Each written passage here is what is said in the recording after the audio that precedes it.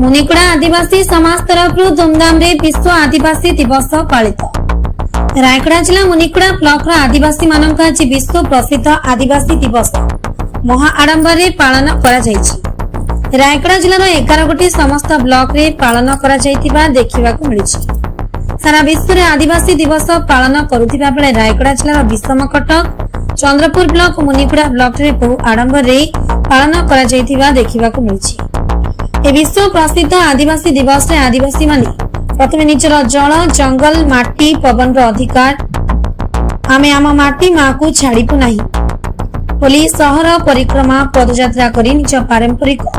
बाजा बजाइबा नृत्य परिवेषण करिथिबा देखिबाकू मिलथिबा। वर्षकु थरे आसीताए ए विश्व आदिवासी दिवस। ए विश्व आदिवासी दिवस रे आदिवासी माने तांकर पारंपरिक नृत्य को सबुदिन पई केमिति बजाय रखिबे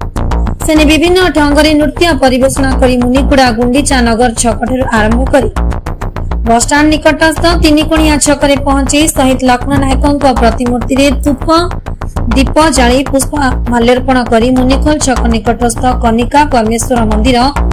कम्युनिटी हॉल रे पहुंची शोभायात्रा आरंभ करी सचेतन करबा सही विश्व आदिवासी दिवस पालन करथिबा देखिबाकू मिलछि।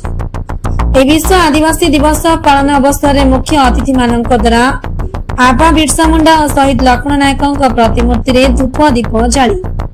पुष्प माल्यार्पण करी शुभारंभ करथिले। ए विश्व आदिवासी दिवस उपलक्षे मुख्य अतिथि मुनिगुड़ा गोष्ठी उन्नयन अधिकारी कृष्णचंद्र दलपति मुख्य वक्ता पूर्वतन जिला मंगल अधिकारी श्रीजुक्त अक्षय मल्लिक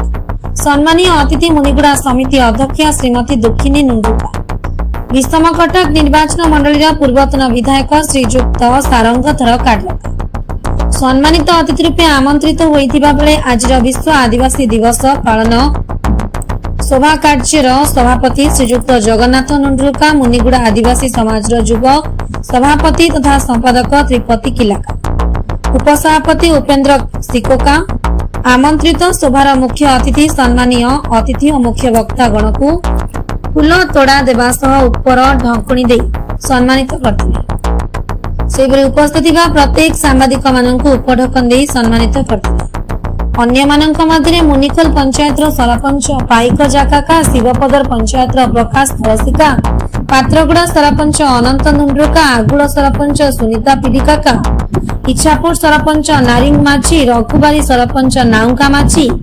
कुमुंडाबाली सरपंच गैरी पिडिकाका समेत समिति सभ्य उद्धव सिकका प्रमुख उपस्थित परिचालना करथिले। हजार हजार संख्यार आदिवासी महिला पुरुष युवक युवती एकाठी होई पारंपरिक अस्त्र शस्त्र धरी नृत्य परिवेषण करी सचेतन करने सहर परिक्रमा करी विश्व आदिवासी दिवस पालन करुवा देखा मिलता। विश्व आदिवासी उद्देश्य आज अंतरराष्ट्रीय स्तर में 1994 मसीह कि मिलित जाति संघ मूल निवासी मान आदिवासी मान दिन घोषणा कर अगस्ट 9 तारिख से परिप्रेक्षी में समग्र विश्व आज विश्व जनजाति दिवस पालन कर भारत वर्ष ओडिशा एवं ए परिप्रेक्षी आम अंचल विभिन्न प्रजातिर 62 प्रकार आदिवासी मान अच्छा भितर गोटे आज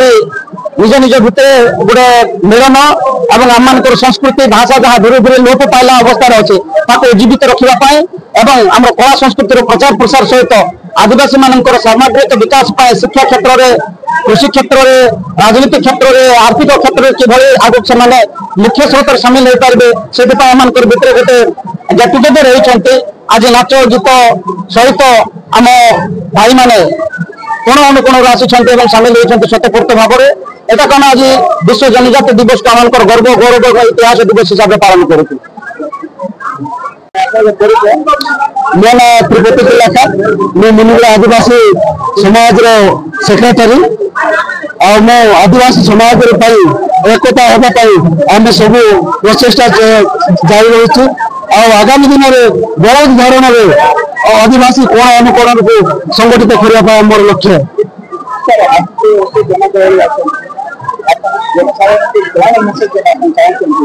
निश्चित सर आज पवित्र दिन में जी कोण अनुकोण आदिवासी मान मेसेज देवा चाहे जो कला संस्कृति लोप पाई जीवित कर समस्त प्रचार प्रसार में सहायता हे। संजय कुमार नाग रिपोर्ट फास्ट न्यूज ओडिशा।